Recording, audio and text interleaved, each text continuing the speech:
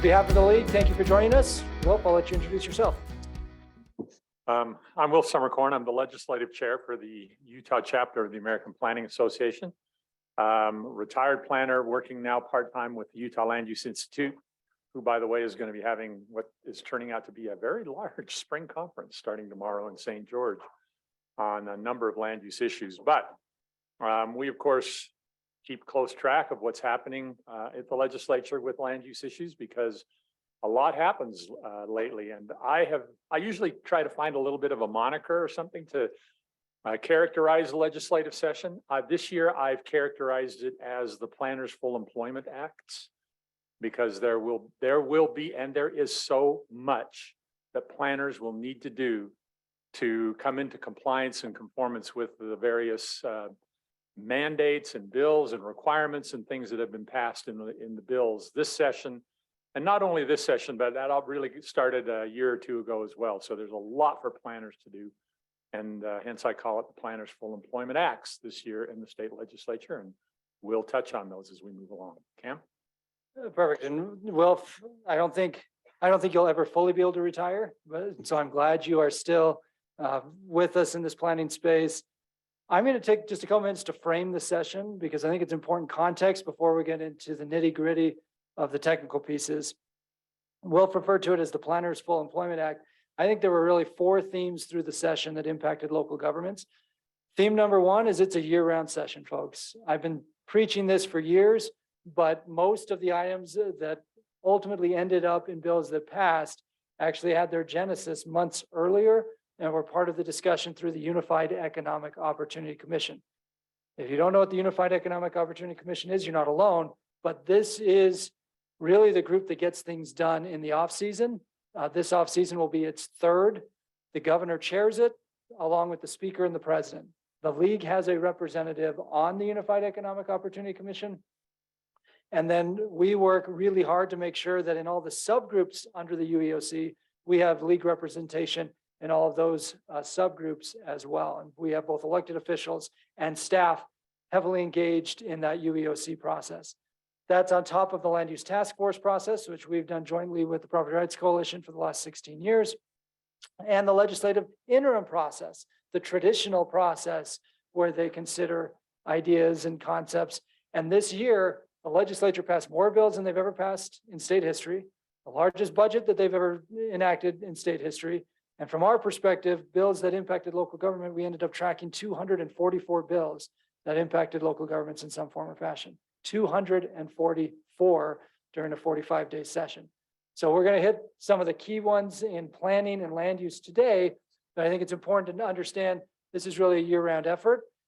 It also is an appeal to you. So Todd Godfrey will be presenting, and we are thrilled that Todd's part of the league team and is our land use advisor and provides a lot of service to league members across the state. But whether it's talking to Todd or me or Sean Guzman or Meg or Carson or Justin, let us know if there are specific items that you want us to bring forward through the Unified Economic Opportunity Commission or in the Land Use Task Force, because really that process is already underway. The first UEOC meeting is next week. So the ink isn't even dry yet on all the bills that passed last month, and we're already underway with the first UEOC meeting of the year next week.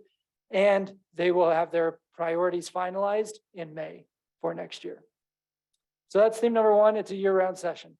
Theme number two is, yes, there's a lot for us to do at the city level, but ultimately, our theme here was that we were pushing a narrative of partner with local governments, don't preempt local governments. And we think by and large that message did resonate.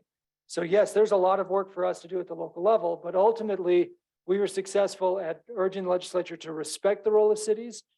But in so doing, they are also expecting more of cities. And they're expecting more cities and towns in the planning space as we prepare for growth. As you'll see here, 35 bills introduced in the planning arena, 19 of which passed. And of the 16 that didn't pass, we opposed most of those and fought off most of those, in part because they hadn't gone through any sort of process, and in part because some of them were really bad ideas. So you can see even in the planning space, only about half of the bills passed because we fought off quite a few bad bills. We're not talking transportation today, but you can see the transportation recaps at WFRC, and then all of the bills that pass that are meaningful to local governments are on our website at ulct.org. So actually, one of my staff just texted me that the interim committees considered 97 bills last year, and yet the legislature passed 500 and what was the final number, Justin, that they passed? Was it 565? 576. So only 20% of the bills that passed actually went through the legislative interim process. But a lot of other bills came through that UEOC process, and then a lot of other bills pop up at the, leading into and during the session. The third key theme of the session is a narrative that we were pushing hard, which was the state has a budget surplus, but cities don't. And so we were pushing back on unfunded mandates left and right. Molly Wheeler, who was our policy director during the session, and is now a deputy director at the league. She put together for the first time an aggregate fiscal impact that of all of the unfunded mandate bills, and had those bills passed in their initial format, it would have cost cities and towns in the aggregate $118.5 million. We successfully fought off most of those bills. And when you combine the bills that ultimately did pass, it was about a negative fiscal impact, about 13 million, combined with the new transportation revenues that we secured, including 44 million in dedicated local sales tax money for cities and towns. Cities and towns actually came out tens of millions of dollars ahead at the end of the session than where we started. The fourth key theme from the session from a local government perspective was an emphasis on rural Utah. One particular piece I want to emphasize is our local administrative advisor program, which we got funded, which will help the communities that don't have full-time staff for the first time really be able to be proactive and get in front of some of these mandates and comply with state law, but also be able to proactively plan their communities. So it really was this comprehensive effort. And I want to actually thank legislative leadership for heeding our appeals about partnerships, not preemption, our appeals about the unfunded mandates, because I feel really good about where we ended up, particularly compared to where we started. And as a reminder of where we started, this was a headline on January 11th, the week before the session. The headline in the Deseret News was, "Can a freer market solve the housing crisis? Here's how lawmakers want cities to get out of developers' way." And there were a lot of ideas that started with preempting local land use authority over planning and zoning. And ultimately that did not happen. We fought those off and we were successful at other outcomes that, again, respect the role of cities, but expect more of cities. We'll be talking about those in detail today. Part of the reason we were successful was data that we collected from cities. So when we ask cities for information, we then share that with state leaders. So for example, local governments have permitted over 131,000 housing units and entitled another 111,000 more. So we took this data to state leadership and said, look, the problem isn't that cities are saying no to housing. Look at the record numbers of housing that we both permitted and have entitled. So what is the actual problem we're trying to solve here? And this sort of data helped us repivot the conversation away from preempting cities over our zoning authority to having the conversation around how we administer subdivisions, which we'll talk about here momentarily. So what's happening around the country? The APA and the National League of Cities are working on collaboration, and basically any state that has an economic pulse right now that is growing economically is facing any state league is facing state preemption challenges. League staff just returned from the National League of Cities conference last week. That's why we missed the spring training that we held last week on the moderate income housing plans. But these are headlines from the last 3 weeks or the last 2 months actually, of Western states where state legislatures are looking to preempt cities, whether it's the Washington House passing the bill to ban single family zoning last month, to the Colorado legislature looking to override local zoning codes. In fact, in one of the articles that the Colorado director shared with me last week, one of the mayors was quoted in the article saying the legislature thinks we're stupid. And that was the quote in the article last week. But these bills are still being debated in state houses around the West and around the country. And again, we were successful at fighting off a lot of these preemptions, but still coming to the table with what we think are meaningful solutions to improve the land use process. It will expect more of cities, but we think ultimately still fundamentally respects the role of cities. So before I pivot into the technical know-how of what happened, are there any questions about the political context or any questions about what happened at the session or what we're seeing in other states that anybody wants to raise either online or in person?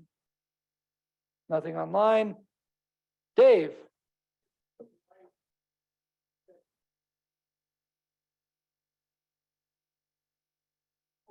Only 20%.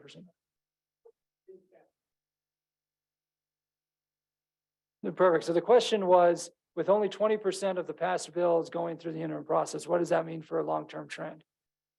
And honestly, that is a long-term unknown question. Last year, you had 20 or so freshmen who came in who were not part of the interim process. And this freshman class only had a handful of people from our perspective that had any local government experience. So you had a whole bunch of freshmen come in who didn't have any local government experience and were elected during a really volatile election cycle. So I was surprised at the amount of bills that some of these freshmen proposed. I also think you're seeing through the UEOC on its own.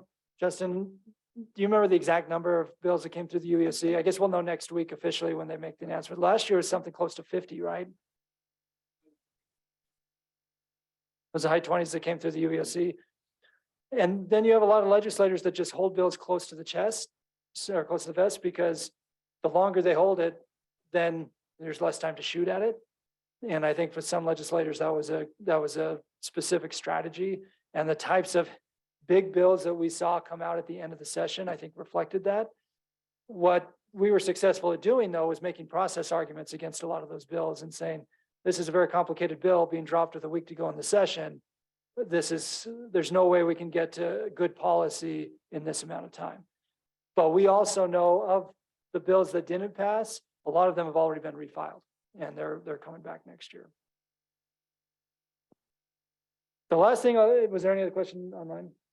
The last thing I'll say, just in the national context, is when we met with state league directors last week, they all wanted to know what we were doing in Utah.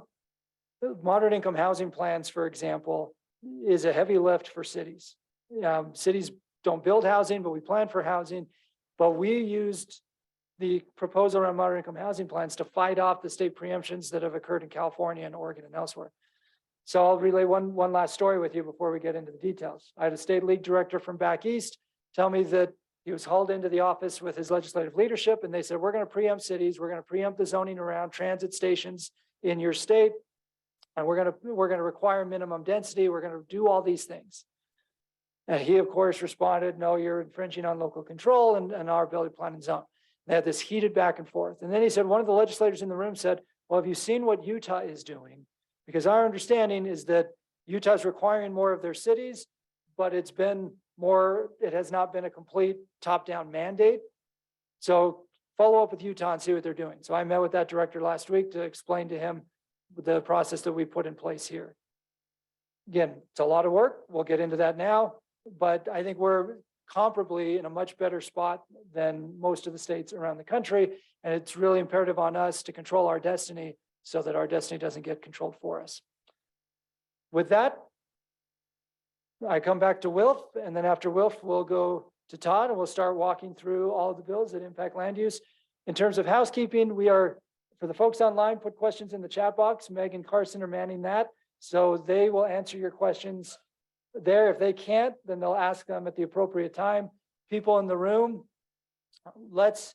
we want to make sure we get through everything, but we also want to do questions. So let's plan on questions as we go along, but recognize that if we get really bogged down in one particular topic, we just may need to move on and follow up afterward. Wilf, take it away, and then Todd.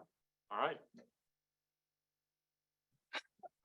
We've kind of categorized the bills or the things that were passed with regard to land use in some topics that probably make it a little bit easier to follow. And so I'm going to start off with the changes that are going to be required under the general planning or doing general plans in communities.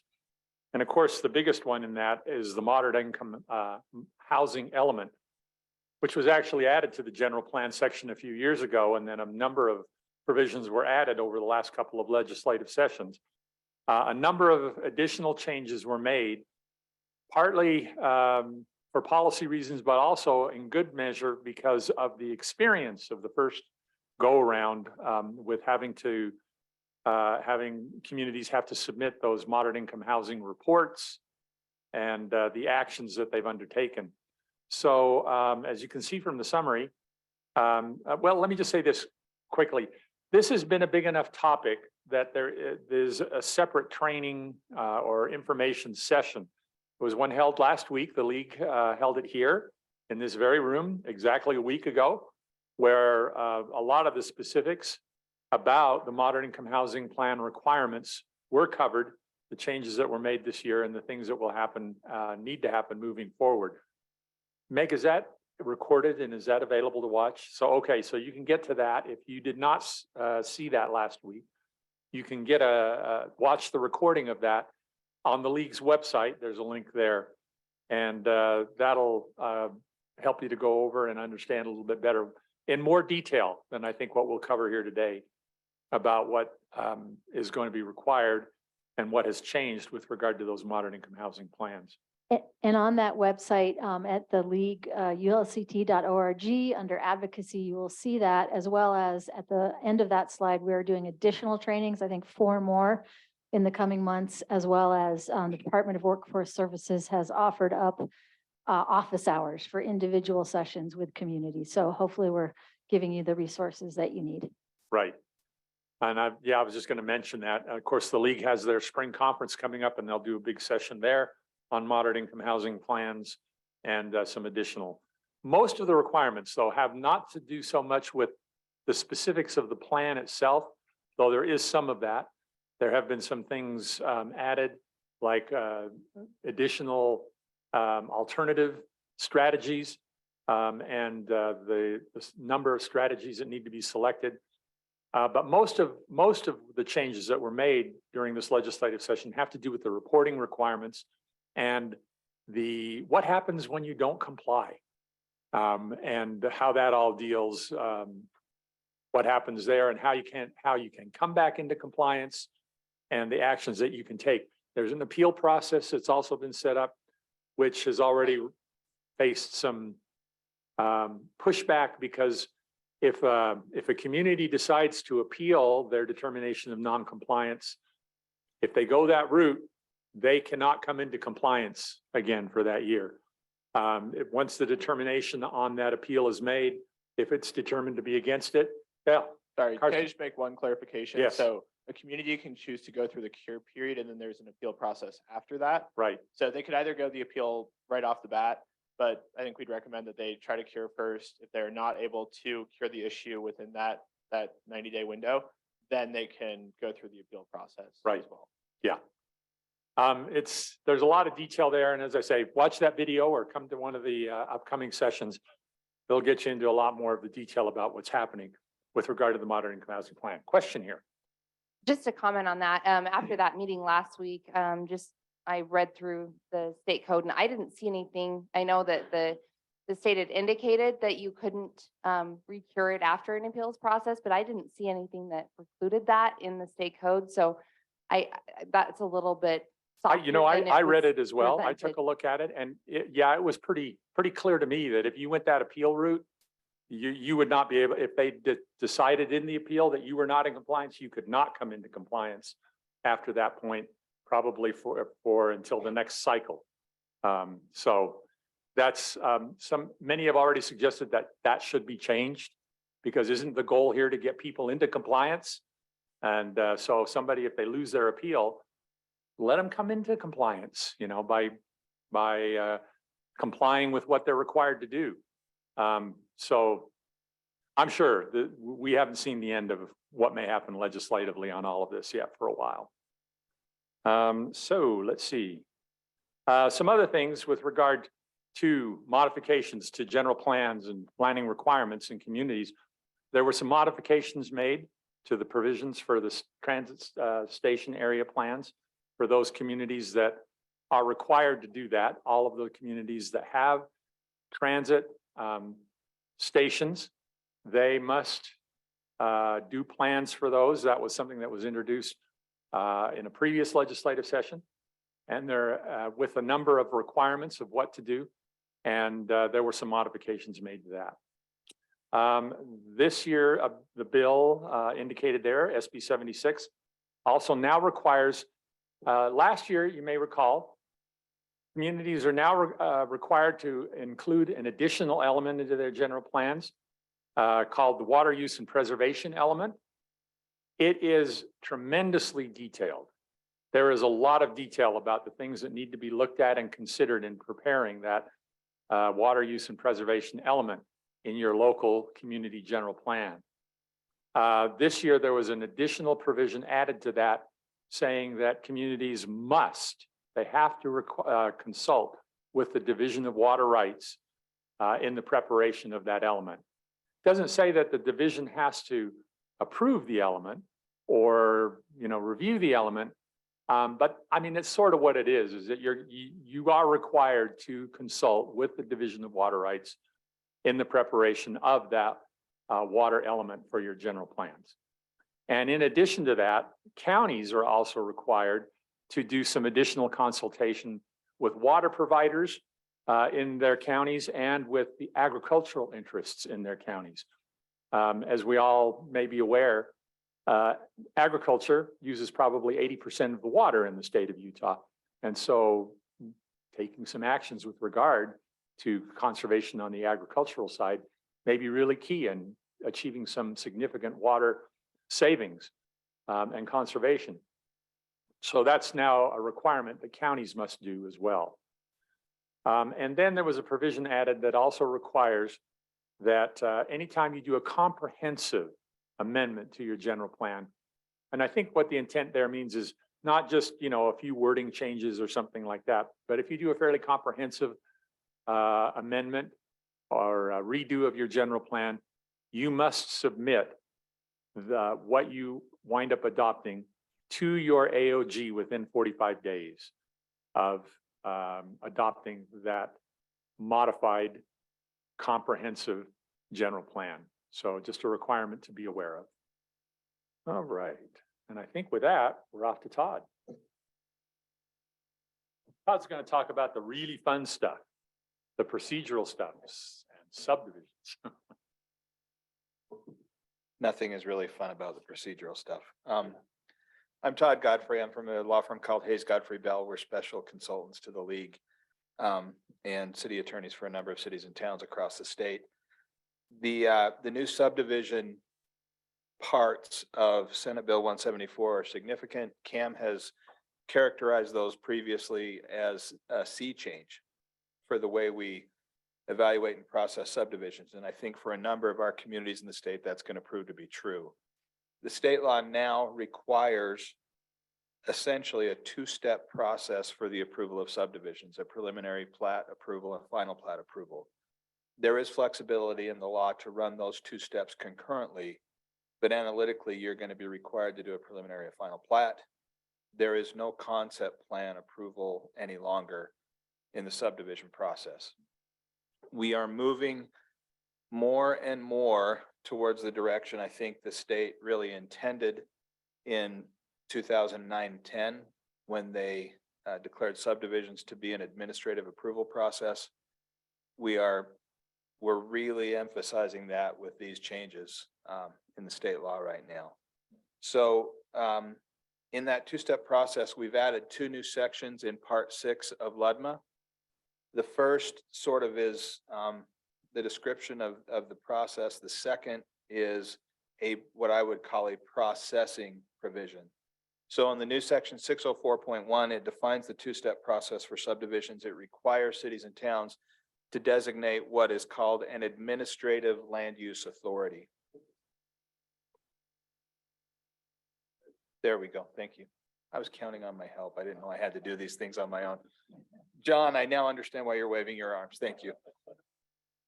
So in this designation of an administrative land use authority, now the new definition will tell you what that is, what that essentially, there's a question, Carson. Sorry, yeah, and I don't know if you want me to wait till the end or whenever, but You can interrupt me anytime.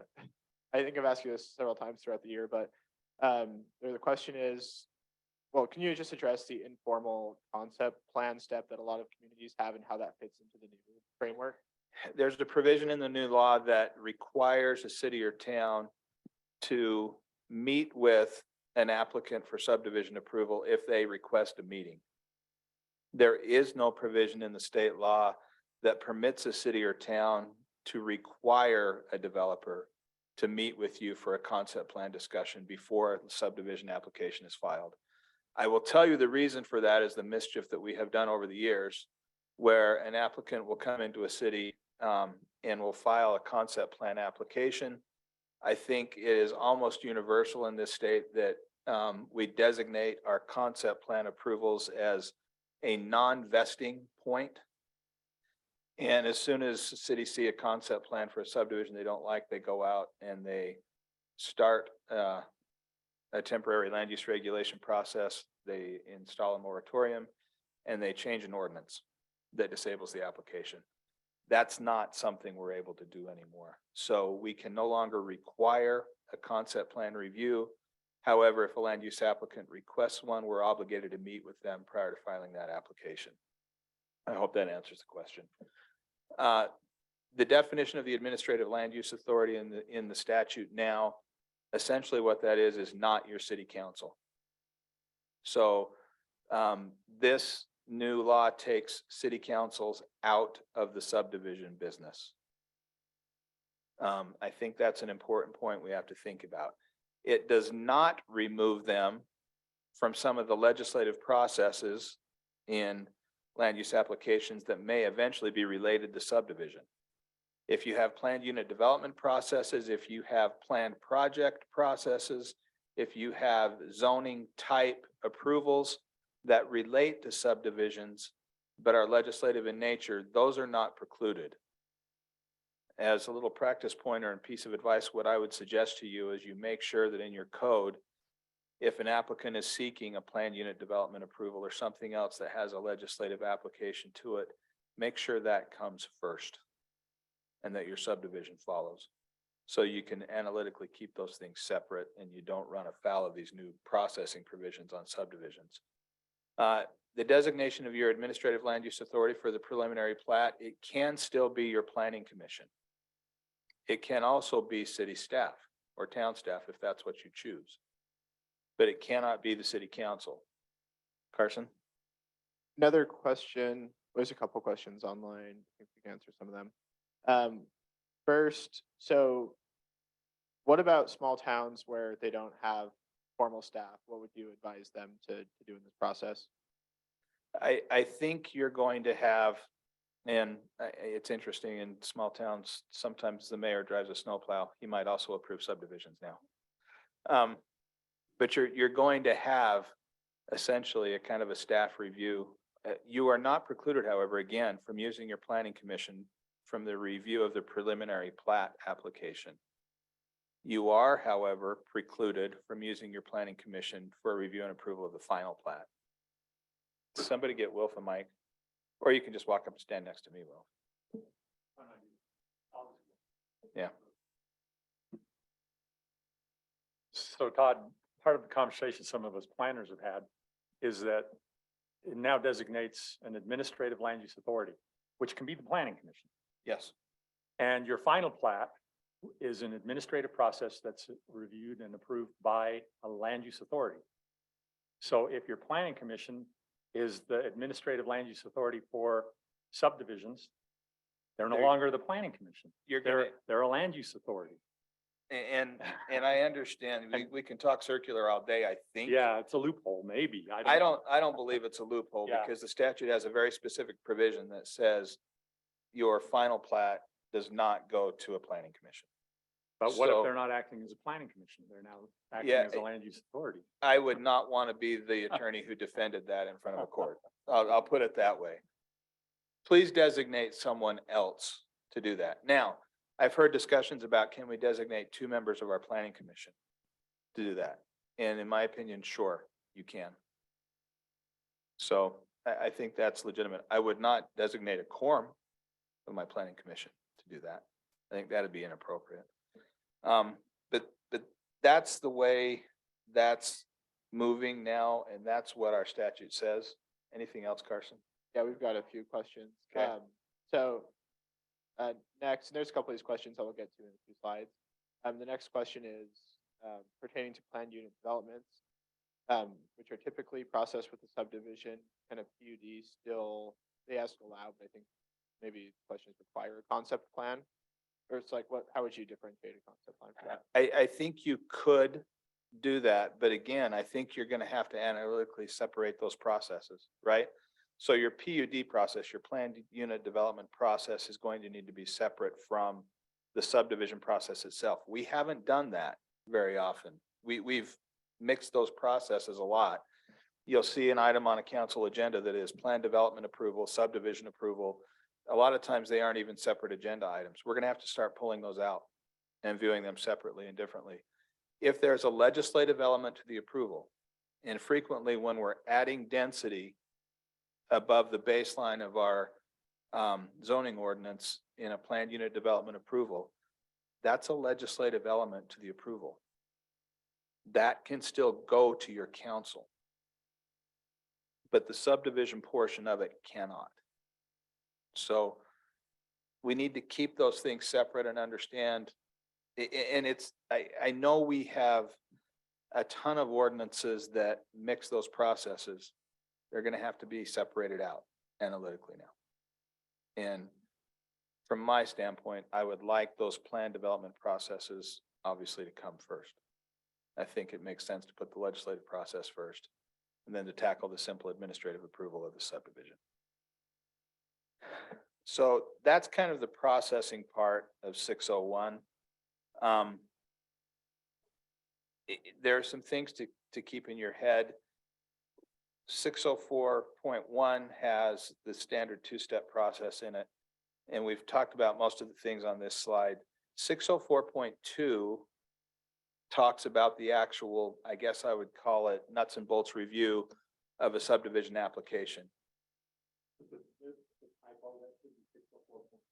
Yeah, so when we move into that section now and we talk about the nuts and bolts review, we've defined some terms that I think will be, I hope they end up being helpful over time. But we're separating out with some of the definitions, what I would generally characterize as the engineering review of the subdivision, the streets, the utilities, the elevations, those type of things. And then we're analytically separating out what I would call the planner's review of the subdivision, the setbacks, the conformance with the general characteristics of the zoning ordinance, those kind of things. When you get a preliminary plat application, that initial review has to occur within 15 days. And it's that initial review that you have to do. We have a question here. Can we get? It is business days, right? I wish Sean were here with me. He's my comfort on that. It's business days. Yeah, not calendar. So we have that first review on the preliminary plat. The tight and the scripted review process now is coming with the final subdivision plat application. So when an applicant brings their final plat in and they give us that final set after they've received their preliminary approval, the city has a 20-day turnaround time to act on that application. And we only are able to put an applicant through, and I don't like the way we say that, but I don't know how else to phrase it. We're only able to put an applicant through 4 review cycles on a final subdivision. So Angela, Dave has a question here. I'm not saying that all developers will do this because the responsible ones won't, but some developers are just very sloppy and they don't listen to the engineer's comments. They don't fix a map. So let me talk to that a little bit. The question that I want to ask when you talk to it is, let's just assume they don't address the things that got to be addressed and we go through the 4 cycles. Yeah. What happens? Can we deny on the basis of an incomplete application? Yeah, you're never progressing from the first review cycle to the second if they have not addressed your comments. That's defined in the process part of the statute. Angela Bryce has a question here. Thank you. What do we consider a consistent plan? Because what we're seeing a lot of times is they come in, they drop a plan, we give them a list, and then all of a sudden they come back with a revised, something that's almost completely different. How can we say this is not the same plan you submitted the first time? Yeah, and that's one of the reasons why we put the 4-cycle review onto the final plat as opposed to the preliminary. You have 15 days to respond to that first plan set with a preliminary, but if the response brings you back a whole new application, right? Then you're gonna review that again against your ordinances, and that won't go before your land use authority, whether that's the city staff or the planning commission, until you're ready for that, right? So that's the way we address that. Once we move from the preliminary to the final, the thought is the changes that are happening are changes as a result of city red lines or comments, right? And so it is sort of, it's not infeasible to me, but it strains my thought process to think we would see in the final process a complete new application. We're gonna push them back to preliminary if that happens. It's gonna be a different subdivision application. Yeah, and what he's saying is they've actually seen that where people will just throw something down, and when they get a response and say that doesn't work, then the application just completely changes. We're not gonna do that at final. That's the preliminary process. And candidly, the development community that was involved in and talked with us and negotiated through the subdivision proposal agreed to sort of hold their own to a higher standard. Hopefully, because of the way this process is structured, we won't see garbage applications as often as we used to. We won't see somebody just throwing something down and asking our city staff to do their work. That's been a significant problem, to be honest. And our hope is that in this new statutory framework, we can limit that. If you have, so if you get to the fourth review cycle and comments have not been satisfactorily responded to, denial is still an option, correct, or not? Say that again? Denial is still an option? or- Denial is an option. Okay. There's also a process where you can send them to an appeals board that's been defined in the statute that would be composed based on the nature of the issue, right? If you've got a question about the actual engineering part of the subdivision plans, you're gonna send them to a review panel now that is composed of 3 engineers. The makeup of that is set forth in the statute, but it's essentially city person, developer person, and those 2 engineers choose a third, right? That's an option. I don't know why in the world as a city, if they still haven't answered all your questions, you wouldn't just deny the application and send them to an 801 review. So here and then Meg. So, back on an earlier point, it's interesting that it specifies it's for, townhomes, single-family homes, and 2-family homes, because for some subdivisions, that's very clear, but you don't technically specify a use at subdivision level. You're just meeting the zoning standards like lot width, area, et cetera, right? And so the nature of the actual ownership of the unit might not be specified, is what you're saying. Yeah. Yeah. So I'm just curious how that's addressed in the law, because you're going to have to either ask them on the application to specify what they're doing, or just, draw a conclusion from what's being submitted. But it's a little awkward because the use is really more an issue of site plan, at the site plan level, as opposed to subdivision. Yeah, I think this is imperfect in that respect, and I don't know that I have a better answer for you other than I am advising my clients to ask.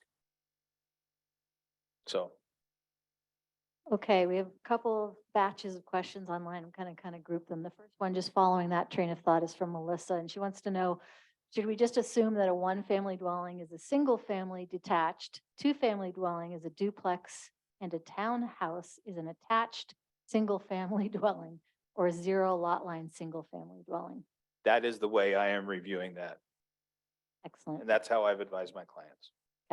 And then on the review phases, we've got some questions here. Is it a total of 8, a total of 4? Is it for preliminary and final, just preliminary, just final? So you could speak to that.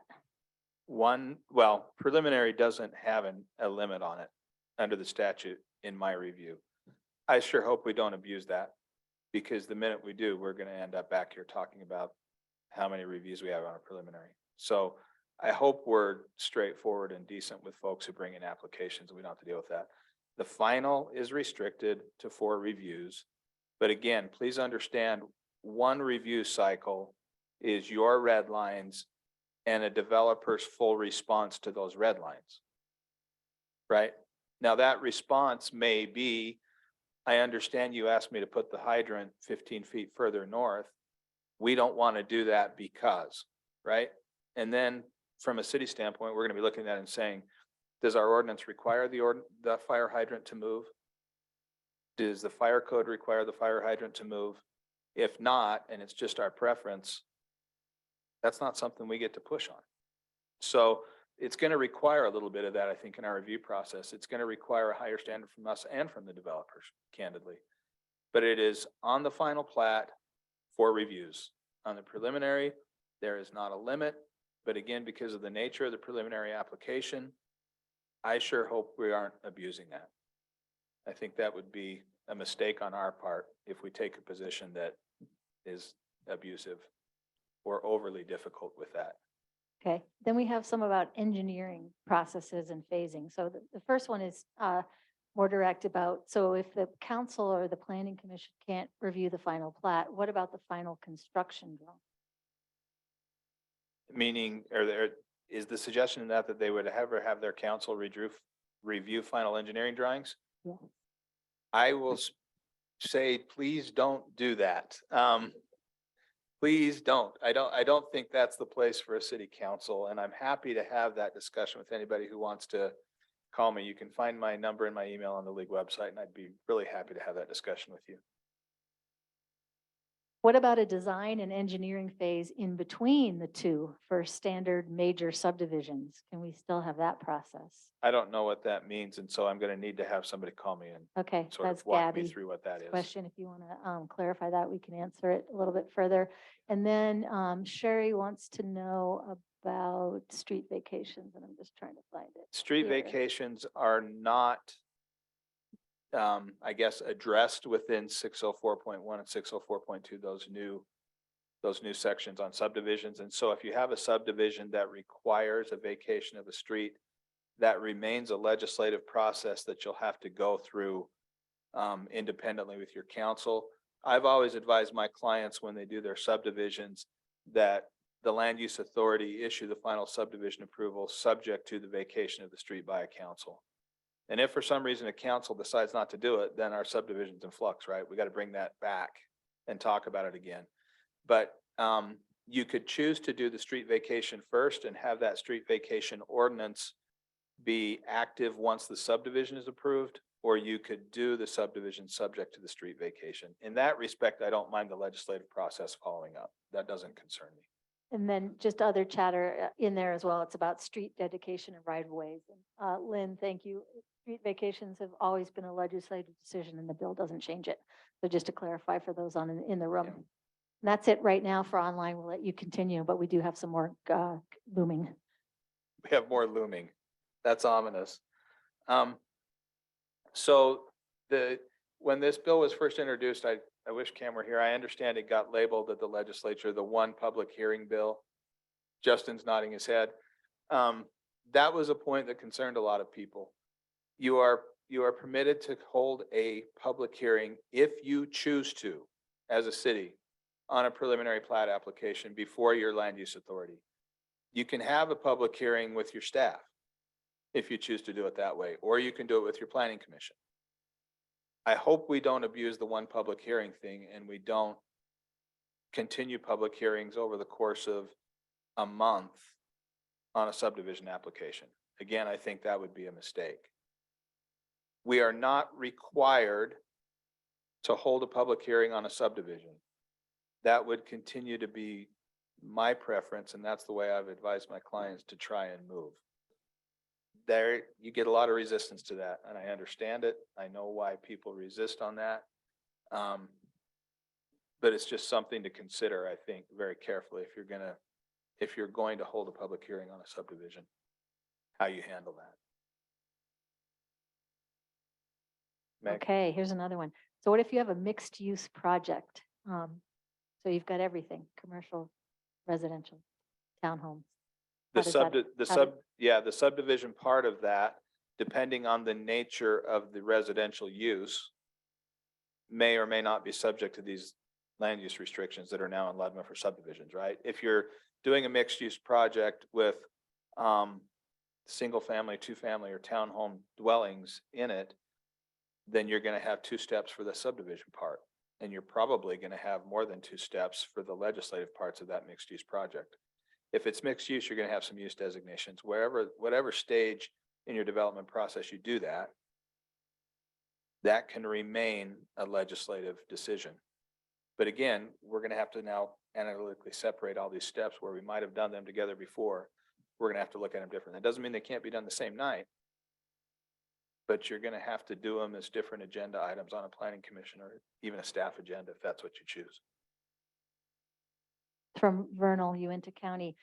So they have a 3-step process. They do preliminary, design and engineering, that is reviewed by a development review committee, the utility providers and everything. Can we still have that middle phase? Can we still do that development review committee? So preliminary, design and engineering, and then final plat. So is that the question from before about what that is? Yep. I'll tell you how I would skin that cat, so to speak, is I would put my design review process as part of the preliminary plat application. So that design review phase is usually, it's a design review committee that's composed of internal staff or consultants for the city on different things. They review your preliminary plats anyway, right? You send them, you route them to those folks to review the preliminary plats. Well, now you're all gonna sit together around a table and you're gonna review it. That's the way I would approach that. Obviously, what we're not doing in this process is taking our engineers, our planners, our public works folks out of the process. We're just restricting the steps. And I don't want to get into the place where we're calling them the public facing steps or anything else. I don't want to suggest we ought to be circumventing this. But that review by your staff that we've called a development review committee or whatever it may be, still happens. It's just, it's more likely going to be identified clearly during the preliminary phase. And then when you get to the final plat and you're, talking about engineering standards and everything else, that's going to be your city engineers for the most part. I hope that answered the question. If they have concern of Vernal, they know where I am. They can call me. Any other in the room? We have a couple more online. Are you guys okay if we just march through the last few here? Or Todd? Mhm. Okay. All right. So Matt just wants to make clear that Todd, you're advising your client to not hold a public hearing for subdivisions. I have been advising that for a very long time and not all of my clients are listening to me, but that's been the song I've been singing for a while. Can a small city hire a consultant or engineering firm to review and comment on the subdivision and then bill the developer? Yeah, Okay. that has to be done within reason, but a ton of our communities do that.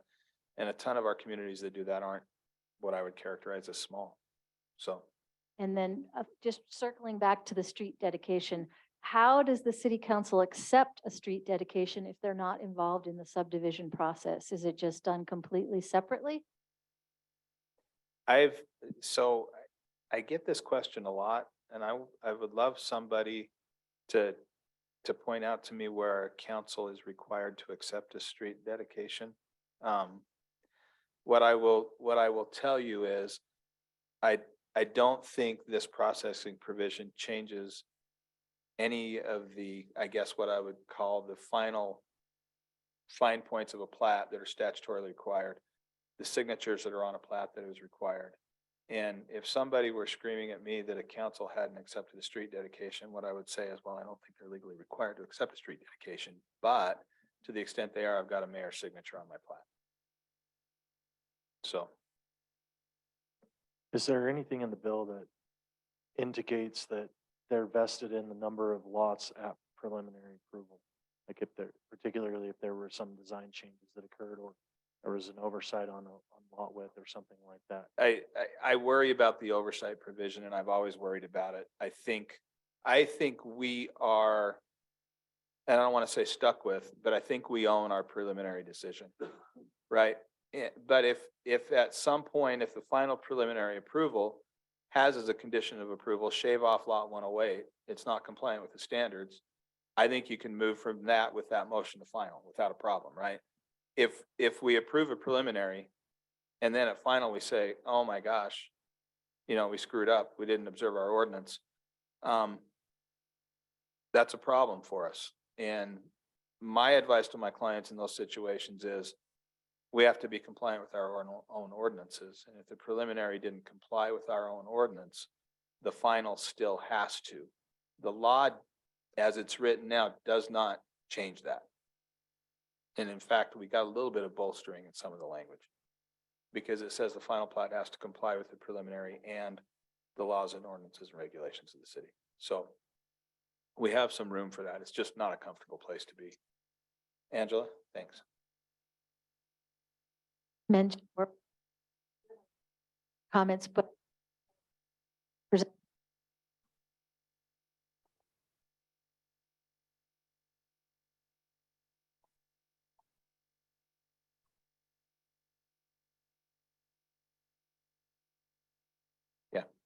So just quickly, in the state code, section 10.8.2, there's a piece on appropriations and it talks about acquisition and disposal of property. So that's where we use to apply that with the road.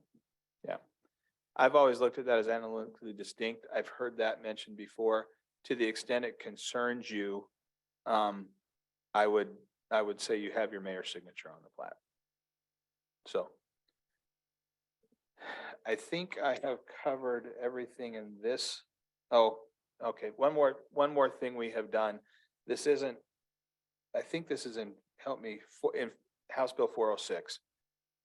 We have identified, and I always say this wrong, we have identified the maximum width for a local public street according to your standards and specifications. What we found, and this was a priority for the development community as we went into the session this year, what we found is that a lot of cities have a minimum road width of 36 feet. Some had even more, broader standards than that. This fight started with the development community demanding that we establish the local road cross-section at 25 feet. Or 26, I don't remember what the number was. All I remember is it was crazy. Where we landed with the legislature, and it was I would characterize it as a hard-fought compromise, is at 32 feet. So your local street cross-section should not be 36 or 40. Now, we can go above that in certain circumstances, but as a general rule, your standard minimum street width ought to be 32 feet. So that is asphalt width. That is not what we often talk about as back of curb to back of curb. It's asphalt width. So keep that in mind. We've talked about the methodology for determining water rights and exactions. That got more complex. Your drinking water source protection provisions, I view those as being enabling. Please pay close attention to those. They are really, really important. And candidly, as water becomes more scarce, I think they become more important. The last thing that I want to talk about, the bonding for landscaping. The state code was amended 7 or 8 years ago. The provisions relating to the times where we could require bonding for public improvements. Somehow through that process, a practice has evolved where a number of our cities and towns were accepting bonds for front yard landscaping on single family homes. And that has been a sore spot with the development community for a number of years. We had the battle this year where that one came out is bonding now is permitted only for landscape bonding is only permitted on public property that's going to be dedicated, or there's a provision that says adjacent to trails that connect to other public infrastructure.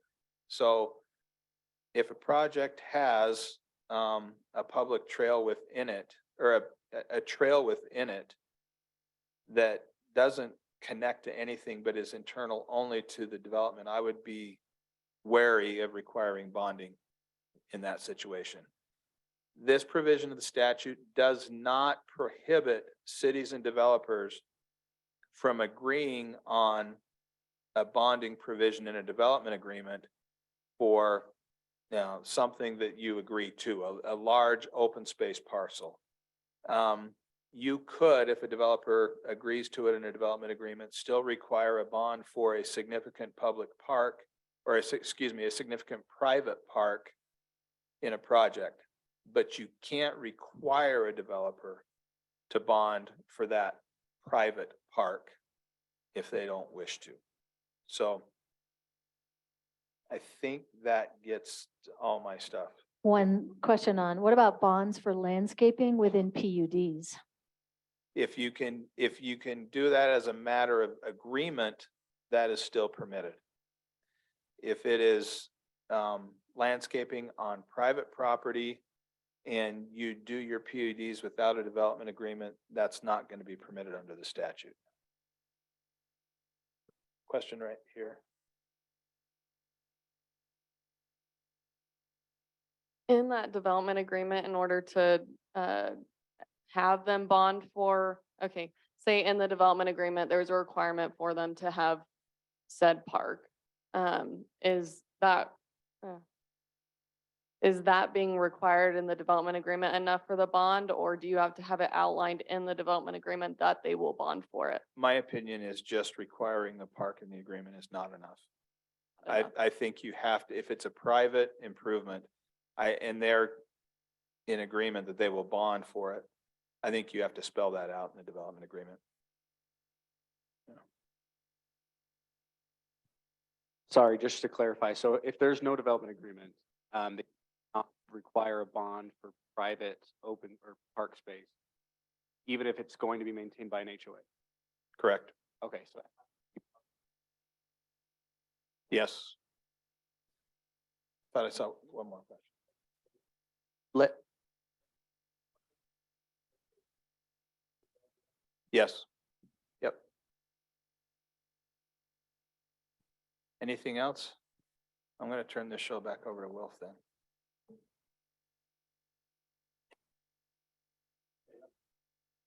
You don't need me. You don't need to talk about some of these things. All right. I want to just quickly go through some of the, a variety of other things. This one you really ought to talk about, Todd. Come on back and talk about what the provisions, how they change for development agreements. So what I'll tell you is the evil that people wanted to address, the perceived evil. And then I'll tell you what the new statute says. And then I don't mind editorializing on this one a bit. We were finding that there were some communities that would bring in a standard subdivision, not a development agreement project, just I want to put 25 lots on this piece of property and I'm doing it wholly compliant with the zone. And it's a standard subdivision kind of an approval. What we were finding is that after those approvals, the developers were then being handed an agreement and told that a city won't record their plat until they sign the agreement. And in that agreement were things that were outside of the city's ordinances. Not a great practice. And in my opinion, not a great practice. Not a really great look for cities. And it got to be a big enough issue that we were presented with some legislative fixes that were really, really kind of bad. What these changes are intended to say is you can't do that anymore. If my project has its approval, you can't then require me to sign an agreement and require me to do things that are above and beyond what my ordinances say. Some of these agreements were requiring folks to pay an impact fee that was above the calculation and to waive the appeal process. We just can't do that stuff. So that's the first part of it. If we have a standard project that doesn't have any kind of special legislative input, that does not require a development agreement, we can't then hand them a development agreement and require them to sign it before we record their plat. not legal anymore. The other thing the statute says, and this is where I might get a little bit editorial, there's a provision that says if a development agreement waives rights of a developer, and it says a clearly established right of the developer, we have an obligation to specifically inform them of the rights they are waiving in the development agreement. And the statute goes further and says if we fail to do that, then the provisions that contain the waiver of those rights are no longer enforceable. So I'll just tell you, if I were a community that didn't do a lot of development agreements, and if I didn't have legal counsel, I probably wouldn't do development agreements anymore based on that provision. So that's just something to think about. For our cities that are represented and, you know, you do those routinely and regularly and you're comfortable with them, I'm not concerned. It's very rare that in a development agreement scenario, we're actually telling a developer they're waiving a right. That's sort of the one-off. But in a small community, I might think twice now about doing development agreements based on this particular provision. For most of us, I just think we need to be aware.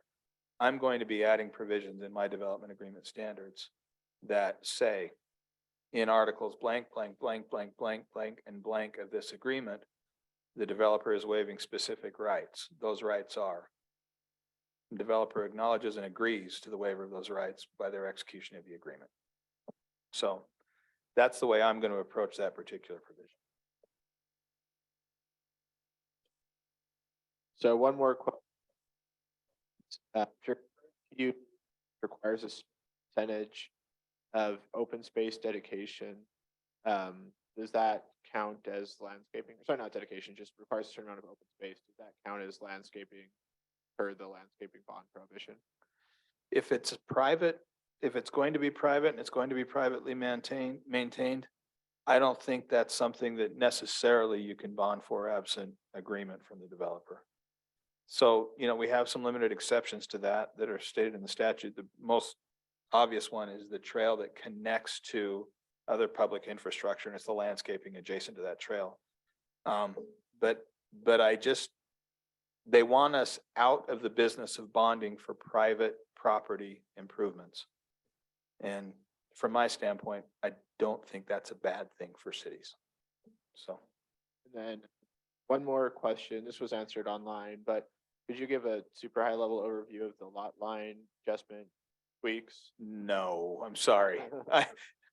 If you want to call me, I'll get myself up to speed and I will do it. What I will tell you is that we tried, I think not last year, but the year before, to make it clear that if we were adjusting the lot line between two lots in a subdivision, you didn't have to amend the plat. I think we failed. We have fixed that now. That's the one thing I can tell you. Other than that, There's more. yeah, it sounds like Wilf can tell you. No. So I'll turn it over to Wilf. No, all I can tell you is there's more. What that more is, I'm not real clear. I- Brandon. I don't intend this as a snarky question, just to clarify, but on the development agreement issue, can you just provide them a copy of the base zoning and say any rights inherent in this zoning that are in conflict with the development agreement, you're waiving as part of this development? Yeah, I've thought about that, and that wouldn't, I don't think that approach would be outside the lines, I guess is what I would say. I don't know if a judge looking at that would say you did your part. But I think I can make a fair argument. The one thing I would say is, I don't think it's the stuff outside the zoning ordinance we do in development agreements generally that ends up being sort of the subject of that waiver provision by a developer. It's other kind of stuff, I think. It like the bonding for private improvements maybe. So. Todd, I'm going to apologize for the ignorance of my question, but I'm just getting up to speed and I have not read SB 174. The whole land use, what do we call it? Administrative Land Use Authority. Uh-huh. I can understand why the development community wants that focus of control. But my question is, there's many cities in Utah, and I'm helping one where I'm just saying I can see the headache that's coming with this. It's a very small city, and we've got lots of small cities. What is the stereotypical advice that the league or you are giving small cities where city councils are used to being that final voice as it relates to a subdivision approval for anything? I'm being really, really candid and saying they're not anymore, and I'm telling them why. I understand, I can tell them they're not.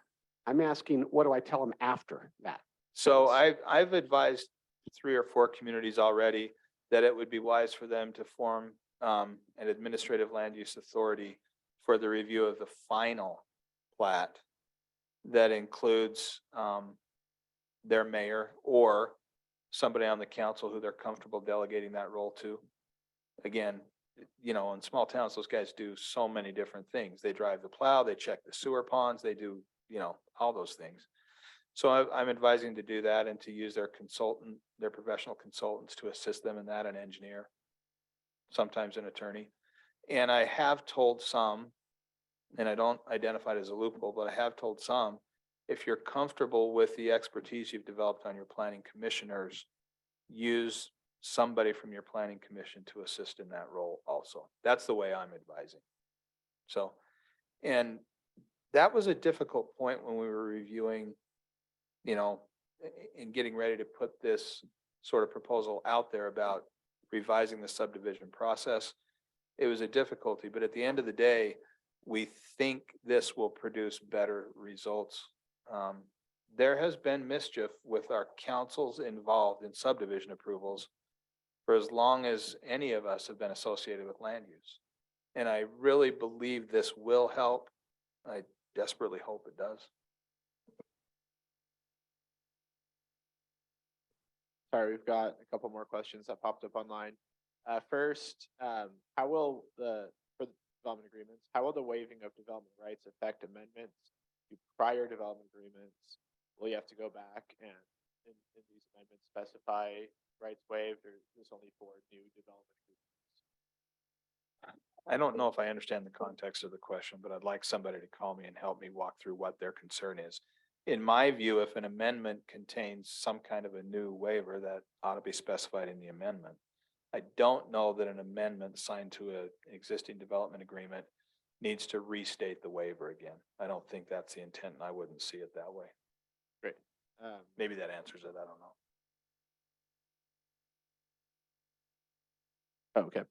And then on amended subdivision plats, just because you don't have to do an amended plat within subdivisions, does that mean that you can't require an amended subdivision plat now?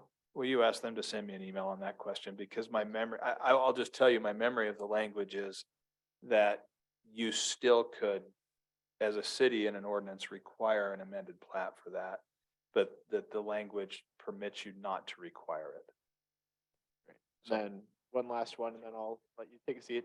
Will the administrative land use authority be subject to OPMA requirements, or Yes. they just perform the review? And No, sign it?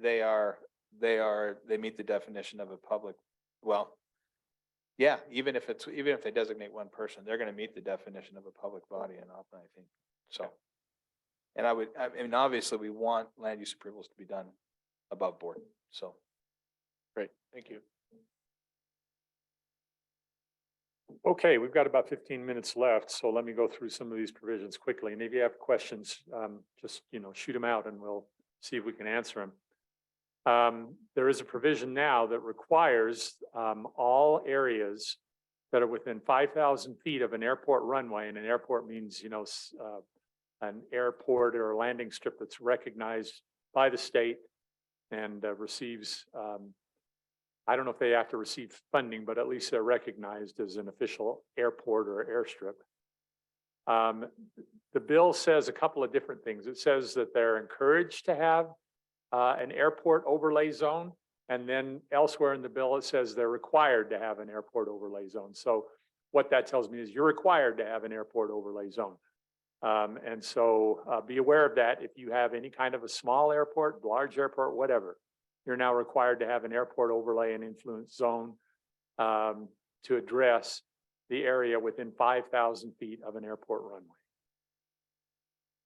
There is also now a requirement that says if you're within 5,000 feet of a military facility, and there's a definition of those in the code. But if you're within 5,000 feet, you are required to have what's called a military land compatible use plan. Now, it uses the term plan, and you can see I put that in parentheses. It's more than a plan. It's not a plan. You're required to have land use regulations or provisions in your land use regulations with regard to what's called military land compatible use. And the idea there, of course, is to avoid allowing things within a certain distance of those military facilities that may be impacted by or would impact the military facility. And there's some guidelines that the military facilities all use in planning standards that they encourage you and want you to work with that military facility in order to develop that. But then there's also provision in there that says that all land use applications, except for individual building permits, must be submitted to the State Department or Division of Veteran and Military Affairs, I think that's what it's called, and receive a sign off from that state agency for all land use applications. And the state agency has 90 days to do that review and get back with a yay or nay as to that land use application. I was a little bit surprised by that to see that, more weren't a little bit concerned about that, but most tell me that they're okay with it. So Cameron? I just wanted to give a couple of bits of context for both the airport piece and the military piece. The airport piece, this is in part to comply with FAA regulations. Right. So part of it is outside of our control anyway.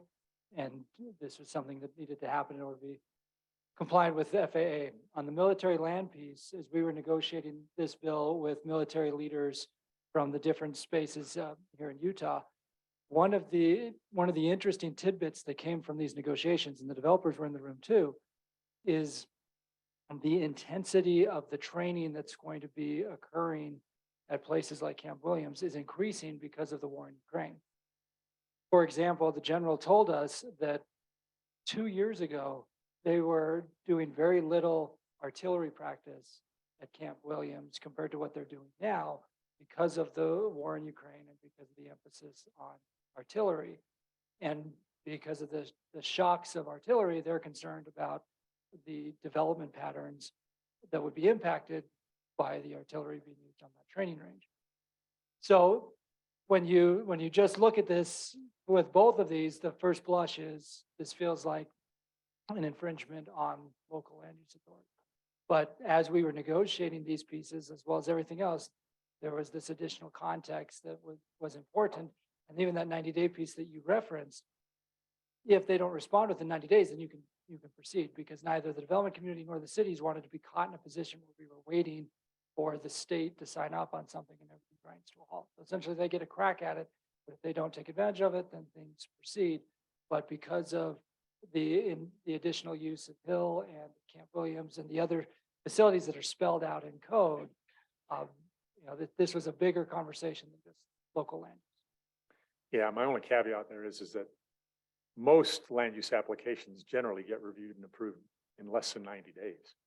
So that could be a significant wait in some instances, depending, but we'll see how it works out. There was another bill that talked about standardization of mobile businesses.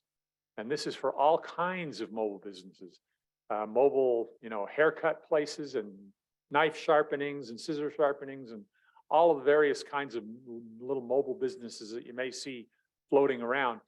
But it all includes food trucks, and it includes ice cream trucks, and it includes taco carts and all of the various kind of mobile businesses that you may see.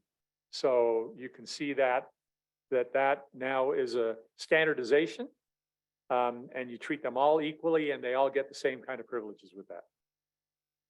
Can I just make one quick clarification that might answer some questions? So really what this is doing is regularizing the reciprocal licensing provision. Right.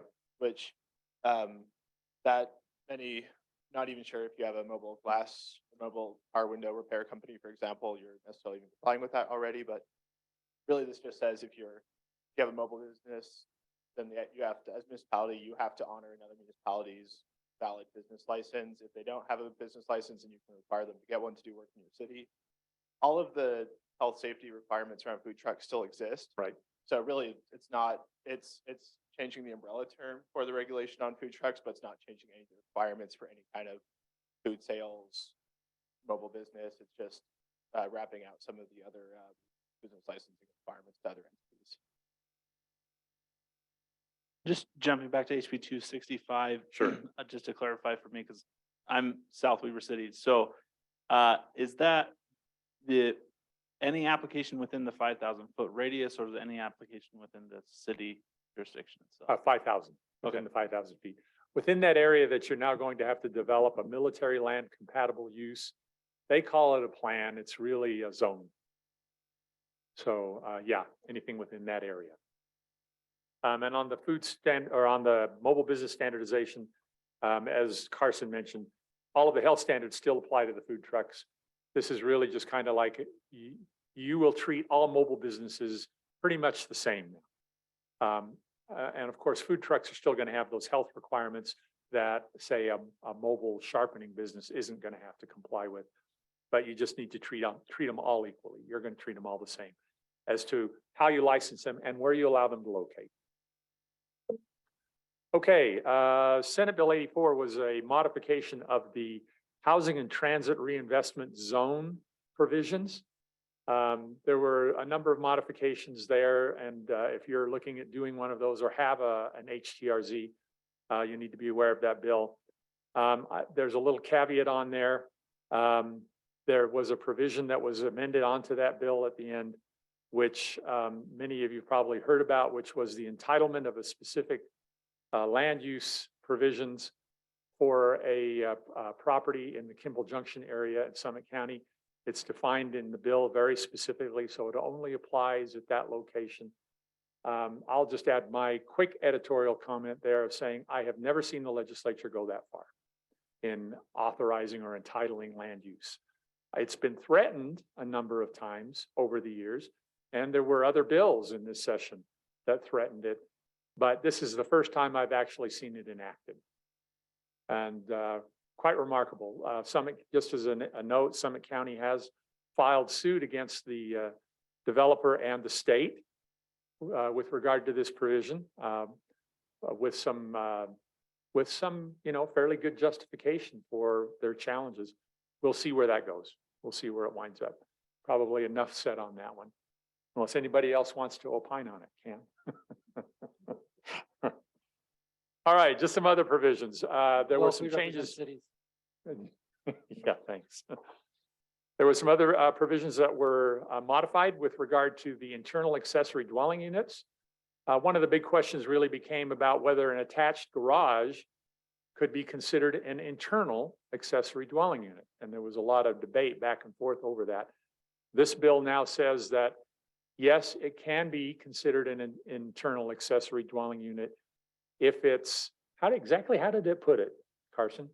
So it has to be attached by Yes. some wall, so it can't be a separate one. And But then there it has to be some also, living Yeah, so- standard with it. it has to be habitable per building Habitable, code, yeah. which I'm not enough of a building code expert to understand what exactly that means, but you have to have some kind of HVAC connection. You have to have whatever reasonable health, safety, like plumbing. So it will take work to renovate those garages. Most likely, they still have to meet all the standards that you would for any other kind of residence, but just be aware that that now is a extra valid use if they meet those codes. And well, I'll add the question we ask with every one of these bills, whether it's land use or otherwise, is what is the problem the bill is trying to Right. And in this case, the problem that arose was an issue of local governments. If there was a house that in the rest of the primary dwelling would have been eligible for an IADU, but there was a garage that was attached to the house and had a unit above where they wanted to convert the actual garage where the cars would go. There was language in House Bill 82 that addressed that, but it was really so even there were like 10 of us in the room all reading it, we all interpreted it differently. So it was an effort to try to address that issue that the original version of 82 was ambiguous about how to deal with garages that are attached to the rest of the primary dwelling for purposes of that IADU, either as an upstairs unit or in the garage itself. What we did not want was the garage where cars normally go. Basically, you put up a cot and it becomes an IADU. That's why we insisted on the habitable space requirements to make sure that it actually was that. There was also language in there about, from the previous 82, about replacing the parking so that you didn't turn all these garages into units without any sort of parking plan. So we're trying to clean up those provisions in the code from a couple of years ago and address that underlying issue of local governments have been denying IADUs that were above garages or where they were trying to convert the garage because it was unclear in 82 what they could have. Right. Does that help? Yep, absolutely. Thanks. And you also addressed some of the parking provision that was attached with that as well. There was a provision also that in there which clarified the use of moratoriums. The word moratorium is not actually ever used anywhere in the state code.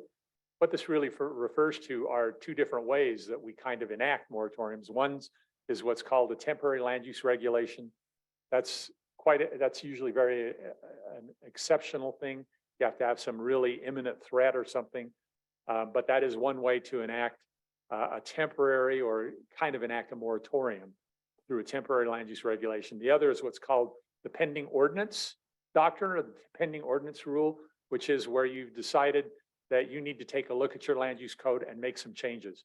And by doing that in a public meeting as an agenda item, and you said, we're going to do this, and then you can actually put an applicant on notice that if you in the 6-month time period that you have in order to review and take action, that if you then adopt an ordinance, then that applicant or an applicant that comes in during that time period may then have to comply with the new rule that you ultimately adopt.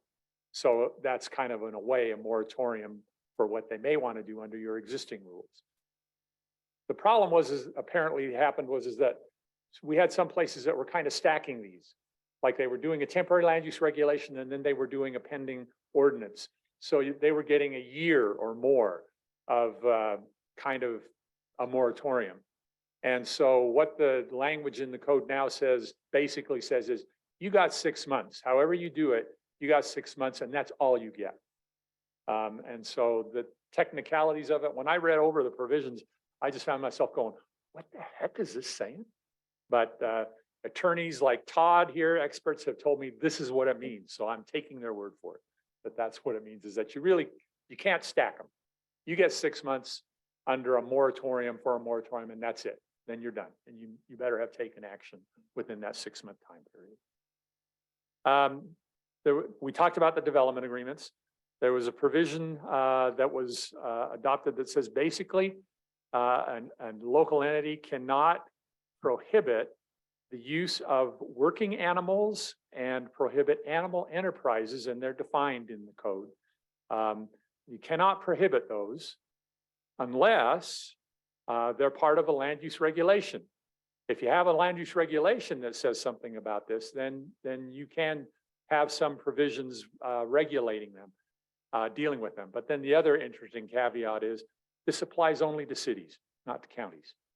I think that was an oversight. We saw that oversight in several other bills that got fixed, where they only applied to either the city or the counties, and they should have applied to both. This probably should have applied to both, because where are you really going to find a lot of working animals and animal enterprises? In county areas, right? But this bill makes it apply only in cities. So, interesting deal. There is a provision also that was adopted that allows a local entity to define urban farming. If you're going to allow urban farming, and the state has some provisions with regard to urban farming and assistance that they can get and other things that they can do, but it does allow the local entity to decide what they mean by urban farming, what they're going to allow as urban farming. So just be aware of that. There was a provision that was a bill that actually now says that if a land use regulation is adopted by, at first it was going to be the same by a 2/3 vote, but has been amended and is now a unanimous vote. So if a land use regulation is adopted by a unanimous vote, it may not be subjected to a referendum. This came from a provision that was in a bill recently in the legislature with regard to station area land use regulations. In which case it said that if it was adopted by a 2/3 vote, that station area regulation still remains. So any station area regulation that's adopted by at least a 2/3 vote, according to this bill, is not subject to a referendum. All other land use regulations, if they're adopted by a unanimous vote, according to this bill, they will not be allowed to be subject to a referendum. There's a lot of legal questions about this. And I think it's going to take a legal challenge to see if this really can hold up. And I won't get into the details because of our time limits as to what that is, but just be aware that that's there now. And if you'd like to be the test case, go ahead and give it a try and see how it goes. Cam? Well, just so people know where we as a league stood on SB Yes. 199, we ultimately took a neutral position on it. It was not our bill.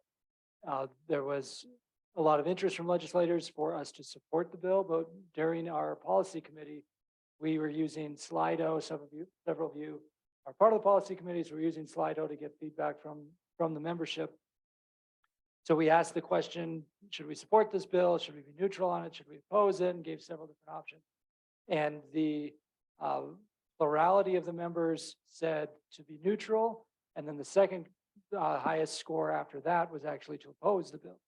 So ultimately, we met with our officers and said, this, based on the plurality vote, let's go neutral and see if the legislature wants to stretch this as far as they did, because the 2/3 piece of the transit station at least is consistent with the state constitution and is narrowly tailored to focus on station area plans as opposed to any land use piece. So yeah, the legislature felt very strongly about it. House leadership was, a member of House leadership was the floor sponsor, but as an organization. Okay, thanks, Cam. There was also a bill that was adopted that prohibits local entities from regulating what's called co-owned or fractionally owned homes. This really relates to a provision where you have some entities, some companies out there now that will purchase homes and then they'll sell what's called fractional ownerships in them.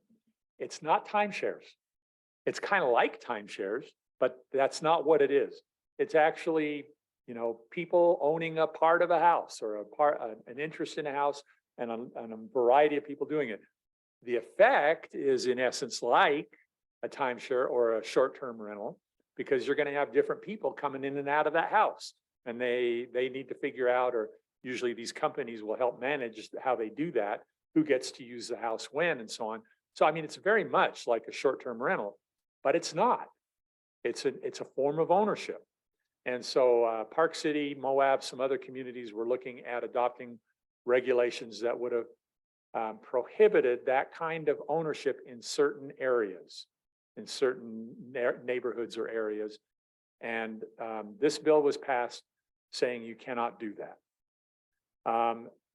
There is what I have found out from talking to some legal experts is there's probably not really a good basis for being able to prohibit that form of ownership because of property rights issues.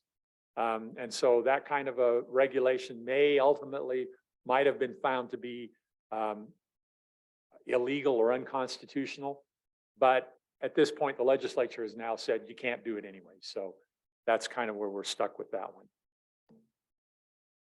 There were some provisions. There was a bill that reclassified or redid the whole public noticing provision, so that we now have essentially two kinds of public notices that are required to be given for actions by public entities.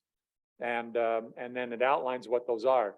And then it went through the state code. This bill is huge because every place you have any kind of public noticing that takes place for any kind of an action, a state or local government, it says what kind of a notice it has to be, a Class A or a Class B notice. And there's a bunch of provisions for those. Here's just a little bit of the matrix that exists for that. But just be aware that all of the land use actions, so your rezonings, your amending your code or your ordinance, your administrative processes, conditional use permits, all of that stuff now falls under one of these categories of either being a Class A or a Class B public notice. There's not a lot of difference between the two classes. The Class B just requires you to give some more specific notice in a specific location based on what kind of action you may be proposing. But you need to take a look at this because now it's uniform for everything. And there are only a couple of places or a couple of land use actions that require a Class B notice. Most everything else is a Class A notice. And so take a look, have some of your folks that work on this, take a look at that because you may need to make some modifications to the way you do your public noticing for all of your actions now. More of that matrix. Okay. And then let's just quickly talk about annexation. In this bill, part of a larger bill, 406, there were some annexation provisions. The big one was that it modified the definition of rural real property. There was an issue when this definition of rural real property was originally adopted a few years ago in the state code that something was inadvertently left off, and that was a property size requirement or a size minimum. What that meant was that we were getting annexations that were being stymied all around the state because a single small property owner would object to an annexation. And that was never the intent of what that rural real property was intended to be. So this bill went back and fixed that and now requires, I think it's 1,000 acres is the minimum property size for rural real property. And then to have that apply for how that property can interact with an annexation, a proposed annexation, whether they have the right to protest it and to take some other actions and whether to allow it or not. There were some other things that were done. It allows partial annexations of islands and peninsulas because there was kind of the argument being made that, well, you're still leaving an island or a peninsula, even if you only take part of it. So you can't do that. This clearly says, no, you can do that now. It allows the governing body to reconsider a vote if they feel like that they need to. And then it also specifies that the boundary commission in a protest should give some consideration to the preferences of the applicant for the application and maybe also those who are involved in the protest. So we also found I won't get into the details. I don't know how relevant it is, but we found a glitch where a provision that was taken out of the annexation code that a lot of us didn't know was going to happen. But it kind of messed up the wording. And really, when you read the wording right now, it seems to say that now on an annexation, you have to have the consent of 100% of the property owners. That was never intended. It was inadvertent because of another provision that was taken out, and it's something I think we're going to have to go back and fix sometime pretty quick here. But there is also, for this next year, there's a big effort to really overhaul the entire annexation code and make more sense and work better. And maybe that'll just be part of that, but we'll see where that goes in the coming year. All right, that's it. I think we're a little bit over time, but any questions or comments that anyone has as we wrap up here? I'm going to turn it over. Yeah, the question here. Yes. Oh, and yeah, go ahead. On that last slide, can you elaborate a bit on the allowing the governing body to reconsider their vote, like vote on annexation approval or vote on like intent Or denial? Yeah, if the governing body, when they take the vote on the annexation, pretty much the way the code was written, it was like, that's it, it's over. But now what it says is if the governing body wants to reconsider their vote, someone, who under the rules of order says, hey, I motion that we reconsider it, they can now do that. It just allows them to rethink it, to take another action. like after it's passed? Yeah. Huh. Yeah. Okay. So again, coming back to the problem the bill was trying to solve, Yeah. it was actually not for an annexation that passed, it was for annexation petitions that were denied. But then once the council got more information, they wanted to be able to revisit it, but felt like they couldn't immediately revisit it. So that was the problem that the bill was trying to solve. Okay. I'll just wrap up real quick by saying, now you can see why I called this the Planners Full Employment Act. There's a lot to be done. And you saw some of the deadlines on some of the slides of things that local entities need to do to either make modifications to their general plans or to their codes, to their land use codes and ordinances. And there's a lot to be done. Yep, so I'll wrap up how I started, which was given the choice between the state essentially preempting cities and saying thou shalt do it this way, and cities being able to plan your communities as your elected officials and residents see fit, we work really hard to make sure you preserve that legislative authority.